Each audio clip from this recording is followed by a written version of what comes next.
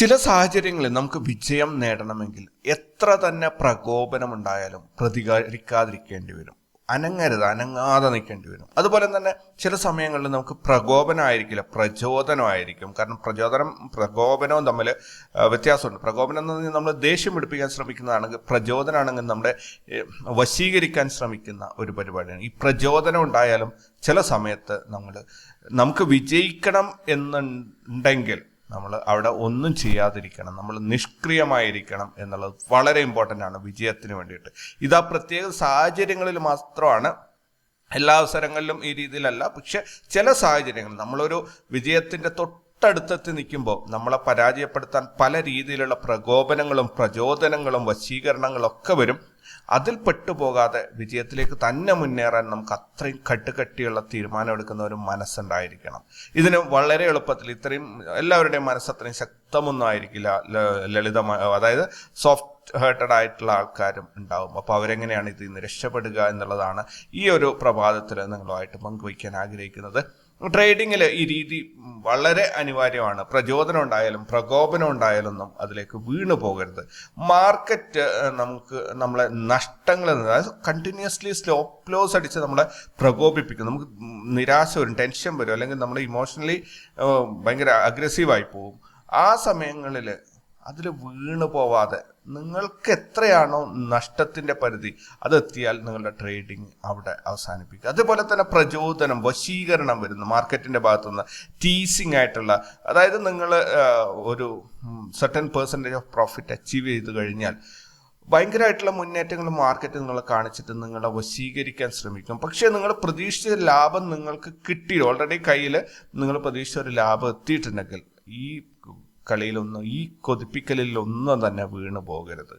നിങ്ങളുടെ നഷ്ടം എത്തിക്കഴിഞ്ഞാൽ നിങ്ങൾ പിന്നീട് ട്രേഡ് ചെയ്യരുത്, നിങ്ങളുടെ ലാഭം എത്തിക്കഴിഞ്ഞാൽ പിന്നീട് ട്രേഡ് ചെയ്യരുത്. ഈ രണ്ട് കാര്യങ്ങളും വളരെ ഇമ്പോർട്ടൻ്റ് ആണ്. പക്ഷേ നോർമലി നമ്മുടെ മനസ്സിന് ഇത് നിയന്ത്രിക്കാൻ പറ്റില്ല. നമ്മൾ ആലോചിക്കില്ല എത്ര പെർസെൻറ്റേജ് എനിക്ക് പ്രോഫിറ്റ് കിട്ടിയെന്ന്. കാരണം നമ്മുടെ ബ്രോക്കറിൻ്റെ അക്കൗണ്ട്, അതായത് അവരുടെ ആപ്ലിക്കേഷൻ പോലും ആ രീതിയിലാണ് ഡിസൈൻ ചെയ്തിട്ടുള്ളത്.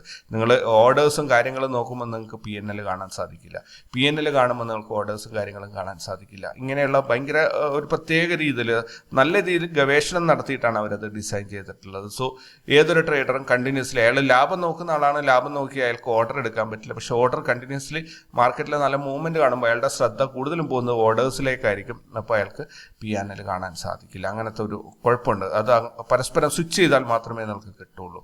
എന്ത് തന്നെയായാലും നിങ്ങളുടെ ട്രേഡ് ഇന്ന് എന്ത് ട്രേഡാണ് ചെയ്യേണ്ടത്, എത്ര ട്രേഡ് എടുക്കണം, എത്ര പ്രോഫിറ്റ്, എത്ര മാക്സിമം ലോസ് എന്നൊക്കെയുള്ള കാര്യങ്ങൾ കൃത്യമായിട്ട് നിങ്ങൾ രേഖപ്പെടുത്തി ഒരു ബുക്കിൽ എഴുതി വെച്ച് മേശപ്പുറത്ത് വെച്ച് ആ പ്ലാൻ പ്രകാരം പോവുകയാണെങ്കിൽ ഈ പറഞ്ഞ പ്രചോദനത്തിൻ്റെയും വശീകരണത്തിൻ്റെയും അല്ലെങ്കിൽ പ്രകോപനത്തിൻ്റെ ഒക്കെ പ്രശ്നങ്ങൾ നിങ്ങൾക്ക് മാറിക്കിട്ടും. നിങ്ങൾ ശ്രമിച്ചു കഴിഞ്ഞാൽ നടക്കാത്ത കാര്യമൊന്നുമില്ല. സോ ഒന്ന് ട്രൈ ചെയ്ത് നോക്കുക, വിജയം നിങ്ങളുടെ കൂടെ തന്നെയുണ്ട്. ഗുഡ് മോർണിംഗ് ട്രേഡേഴ്സ് അരീനയുടെ പ്രീ മാർക്കറ്റ് റിപ്പോർട്ടിലേക്ക് ഏവർക്കും സ്വാഗതം. നിങ്ങളോടൊപ്പം ഞാൻ റഷീദ് തായല. ഇന്ന് 2024 ജൂൺ 24-ാം തീയതി ഒരു ഫാൻസി ആയിട്ടുള്ള ഡേറ്റ് ആണ്. എന്തായാലും ഇന്ന് ബാങ്ക് എക്സിൻ്റെയും അതേപോലെ നിഫ്റ്റി മിഡ് ക്യാപ്പിൻ്റെ ഒക്കെ എക്സ്പയറി ആണ്. കൂടാതെ മറ്റ് നിരവധി കാര്യങ്ങൾ നമുക്ക് നോക്കേണ്ടതായിട്ടുണ്ട്. നോക്കാം ഇന്നത്തെ പ്രധാനപ്പെട്ട ഹൈലൈറ്റ്സ് എന്തൊക്കെയാണെന്ന് പറഞ്ഞാൽ, നിഫ്റ്റിയുടെ റാലി ഇനി മുന്നോട്ടുണ്ടാകുമോ അതോ ഇവിടെ നിന്ന് ഒരു ഫോളോ വരുമോ എന്നുള്ളതാണ് ഏറ്റവും കൂടുതൽ ചർച്ചയായിട്ട് ഞാൻ വാർത്തകളും അതേപോലെ ഈ സോഷ്യൽ മീഡിയ ഗ്രൂപ്പുകളിലൊക്കെ കണ്ട ചർച്ചകളിൽ ഏറ്റവും കൂടുതൽ പേരും ചർച്ച ചെയ്തിരിക്കുന്നത് നിഫ്റ്റിയുടെ റാലി അവസാനിച്ചുവോ എന്നുള്ളതാണ്. കാരണം 23,500 എന്നുള്ളത് വളരെ ക്രിറ്റിക്കലായിട്ടുള്ള ഒരു സപ്പോർട്ടായിരുന്നു. മാർക്കറ്റ് ഏകദേശം കയ്യാലപ്പുറത്ത് കയറി 23,500 തന്നെ പോയി നിൽക്കുകയാണ്. സോ അവിടെ നിന്ന് ഇന്ന് ഗ്യാപ് ഡൗൺ ഓപ്പണിംഗ് വന്ന് താഴോട്ട് പോകുമോ, അല്ല 23,500 മുകളിൽ ഒരു ഗ്യാപ്പ് അപ്പ് ഓപ്പണിങ്ങിൽ ഒരു റാലി കിട്ടുമോ എന്നൊക്കെയുള്ളതാണ് ഞാൻ ഈ 2 ദിവസത്തിൻ്റെ ഇടയിൽ കണ്ടിട്ടുള്ള ഏറ്റവും വലിയ ചർച്ചകൾ. മറ്റൊരു ചർച്ച ഞാൻ കണ്ടത് എന്താ പറയുക, ഓപ്ഷൻ ട്രേഡിങ്ങിന് 30% ടാക്സ് വരുന്നു എന്നുള്ളതാണ്. എനിക്ക് വ്യക്തമായ ഒരു ചിത്രം കിട്ടിയിട്ടില്ല. അതിൽ എനിക്ക് മനസ്സിലാക്കാൻ സാധിച്ചത് മ്യൂച്വൽ ഫണ്ട് കമ്പനികൾ ഫിനാൻസ് മിനിസ്റ്ററുമായി നടത്തിയ ഒരു ചർച്ചയിൽ റീറ്റെയിലേഴ്സ് ഏറ്റവും കൂടുതൽ നഷ്ടം ഉണ്ടാക്കുന്നത് ഓപ്ഷൻ ട്രേഡിങ്ങിലൂടെ അല്ലെങ്കിൽ ഡെറിവേറ്റീവ് ട്രേഡിങ്ങിലൂടെയാണ് അങ്ങനെയാണെങ്കിൽ അതിനൊരു ടാക്സ് വർദ്ധിപ്പിക്കുകയാണെങ്കിൽ അത് കൂടുതൽ ആൾക്കാർ അതിൽ നിന്നും പങ്കെടുക്കുന്നത് ഒഴിവാകും, അത് സ്റ്റോക്കുകളിലേക്ക് പോകും എന്നതാണ്. പക്ഷെ അതിൽ നിന്നും വരികൾക്കിടയിൽ നിന്നും വായിക്കുമ്പോൾ എനിക്ക് കിട്ടിയത് ഡെറിവേറ്റീവ് മാർക്കറ്റിൽ കളയുന്ന കാശുകൾ ആ ഡെറിവേറ്റീവ് മാർക്കറ്റിലെ പാർട്ടിസിപ്പേഷൻ ഒഴിവാക്കാൻ സാധിച്ചു കഴിഞ്ഞാൽ മ്യൂച്വൽ ഫണ്ട് കമ്പനികൾക്ക് അത് നിക്ഷേപമാക്കി മാറ്റാൻ പറ്റും എന്ന ഒരു കാര്യം കൂടി അതിൻ്റെ ഇടയിലുണ്ട്. എന്തായാലും ഇതിന് ഒഫീഷ്യലി ഒരു കൺഫർമേഷൻ ഒന്നും വന്നിട്ടില്ല, ന്യൂസുകൾ മാത്രമാണ് വന്നത്. ലുങ്കി ന്യൂസ് എന്ന് പറയുന്ന അടിസ്ഥാനമില്ലാത്ത കുറെ ഇങ്ങനെ ഒരു ചർച്ച നടന്നു എന്നുള്ളത് സത്യമാണ്. കാരണം ഇപ്പോൾ ബജറ്റ് വരുന്നതിന് മുമ്പ് എല്ലാ ആൾക്കാരുമായിട്ട് പൊതുജനങ്ങളുമായിട്ടും മിനിസ്ട്രി ഇങ്ങനെ ചർച്ചകൾ നടത്തിക്കൊണ്ടിരിക്കും, ഓരോരുത്തരുടെ ഇൻപുട്ട് എടുക്കും. അപ്പോൾ അതിൻ്റെ ഒരു ഭാഗമായി ചർച്ചയിൽ വന്ന ഒരു ഭാഗം മാത്രമാണ്. ഇതിന് കൃത്യമായ ഒരു കൺഫർമേഷൻ വന്നിട്ടില്ല. കൺഫർമേഷൻ ബജറ്റിൻ്റെ അന്ന് മാത്രമേ വരുള്ളൂ. അപ്പോൾ പുലി വരുന്നേ എന്ന് പേടിച്ചിട്ട് നമ്മളിപ്പോഴേ പേടിച്ചിരിക്കേണ്ട കാര്യമില്ല. വരികയാണെങ്കിൽ അന്നേരം നോക്കാം എന്നുള്ളത് മാത്രമാണ് എനിക്ക് പറയാനുള്ളത്. ഇന്ന് ഇൻട്രാഡേ ചെയ്യുന്നവർക്ക് PVR INOX, Orient Electric, Motherson Sumi, IR കോൺ, ബാലാജി അമീൻസ് തുടങ്ങിയ സ്റ്റോക്കുകളൊക്കെ പരിഗണിക്കാവുന്നതാണ്. ക്വാണ്ട് സെബിയുടെ ഒരു എൻക്വയറി നേരിടുന്നുണ്ട് എന്നുള്ളത് മണി കൺട്രോൾ റിപ്പോർട്ട് ചെയ്തിട്ടുണ്ട്. ഒരു സ്പെഷ്യൽ ന്യൂസ് ആയിട്ട് അവർ റിപ്പോർട്ട് ചെയ്തിട്ടുണ്ട്. എന്തായാലും ക്വാണ്ടിന് ഒരു നെഗറ്റീവായിട്ടുള്ള ന്യൂസാണ് ഈ വന്നത്.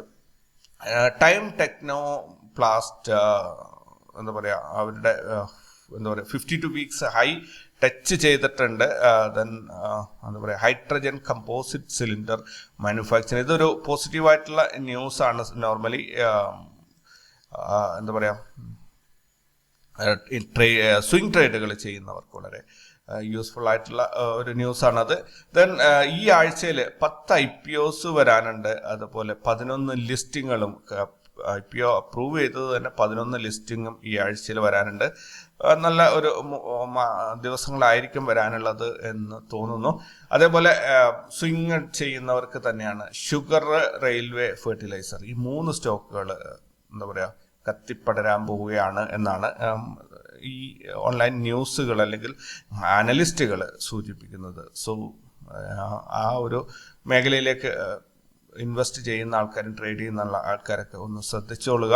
ഇതൊരു ഇൻവെസ്റ്റ്മെന്റ് അഡ്വൈസ് ആയിട്ട് ആരും പരിഗണിക്കരുത്. ഇത് ഓൾറെഡി നിങ്ങൾ ഷുഗർ സ്റ്റോക്കുകളൊക്കെ ഹോൾഡ് ചെയ്യുന്നുണ്ടെങ്കിൽ തീർച്ചയായിട്ടും നിങ്ങൾക്ക് ഒരു പ്രോഫിറ്റിനുള്ള സാധ്യതയാണ് എന്ന് മാത്രമാണ് ഞാൻ ഉദ്ദേശിക്കുന്നത്. ലൂപ്പിൻ അതേപോലെ യൂജിയ 2 കമ്പനികൾ അവരുടെ പ്രൊഡക്റ്റുകൾ US മാർക്കറ്റിൽ നിന്നും പിൻവലിക്കുകയാണ്. കുറേ പ്രൊഡക്റ്റ്, എല്ലാം ഇല്ല കേട്ടോ, കാരണം അതിലെന്തോ ക്വാളിറ്റി ഇഷ്യൂസ് ഉള്ളതുകൊണ്ട് US FDA ഒരു ന്യൂസിന്റെ ബേസിലാണ് ഇത്. മണി കൺട്രോളാണ് റിപ്പോർട്ട് ചെയ്തിരിക്കുന്നത്. അദാനി പോർട്സ് നാളെയാണ്.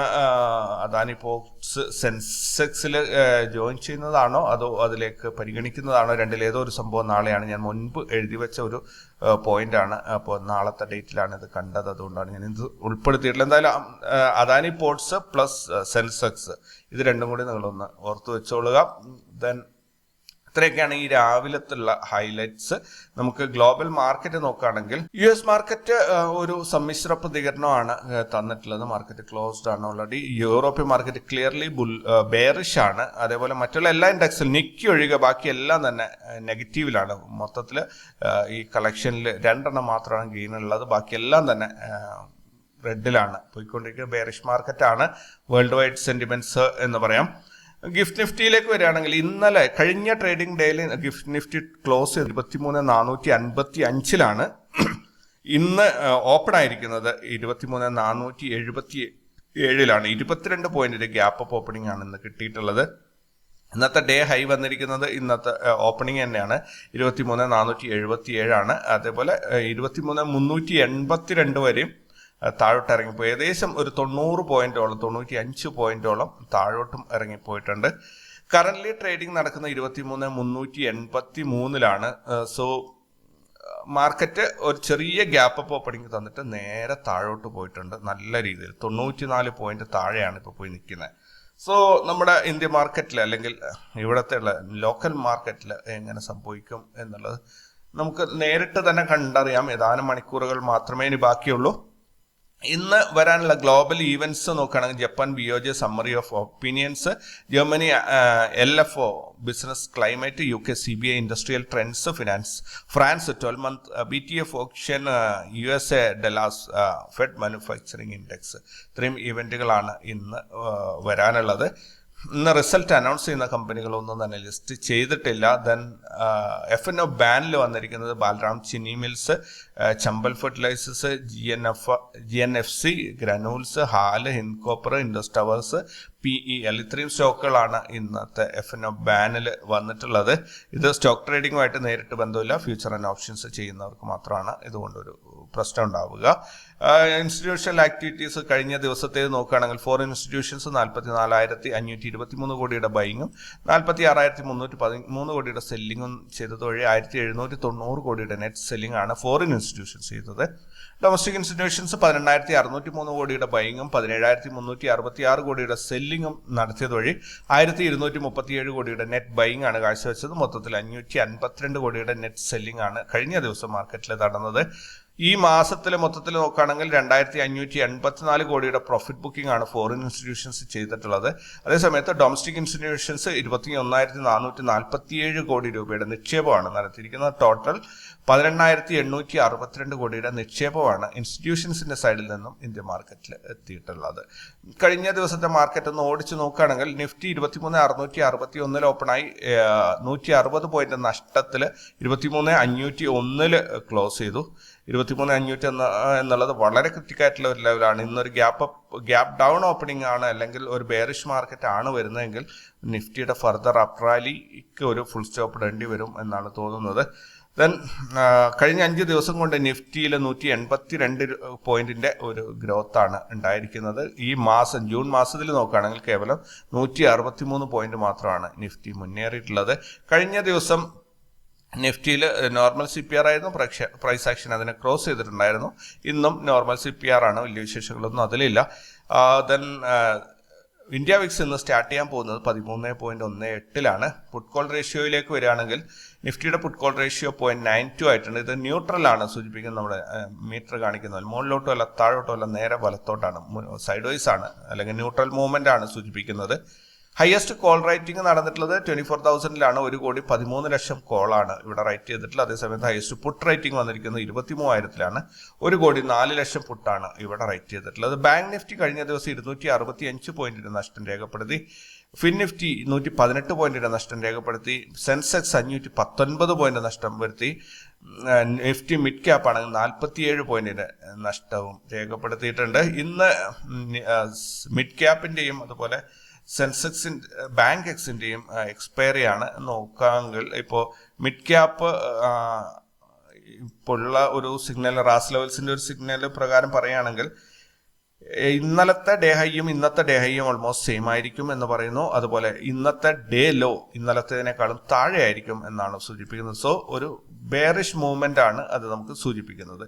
ഇനി ഓപ്പണിങ്ങിന്റെ കാര്യം നോക്കുകയാണെങ്കിൽ ഒരു ന്യൂട്രൽ ആയിട്ടുള്ള ഒരു ഓപ്പണിങ്, വലിയ ഗ്യാപ്പ് അപ്പോ ഗ്യാപ്പ് ഡൗണോ ഇല്ലാതെ ഒരു ന്യൂട്രൽ ആയിട്ടുള്ള ഒരു പൊസിഷനിൽ ഓപ്പൺ ആകും എന്നാണ് റാസ് ലെവൽസ് പറയുന്നത്. ഇനി ഒരു വേഴ്സ്റ്റ് കേസ് സിനാരിയോയിൽ മാർക്കറ്റ് ഇടിഞ്ഞു പോവുകയാണെങ്കിൽ ഇന്ന് 11,990, അത് 12,000 ലെവൽ വരെ മാർക്കറ്റ് ഇറങ്ങിപ്പോയേക്കാം. അതുപോലെ നല്ലൊരു റാലി കിട്ടുകയാണെങ്കിൽ 12,385 വരെയും മാർക്കറ്റ് കയറി വരികയും ചെയ്തിരിക്കാം മിഡ് ക്യാപ്പിന്റെ.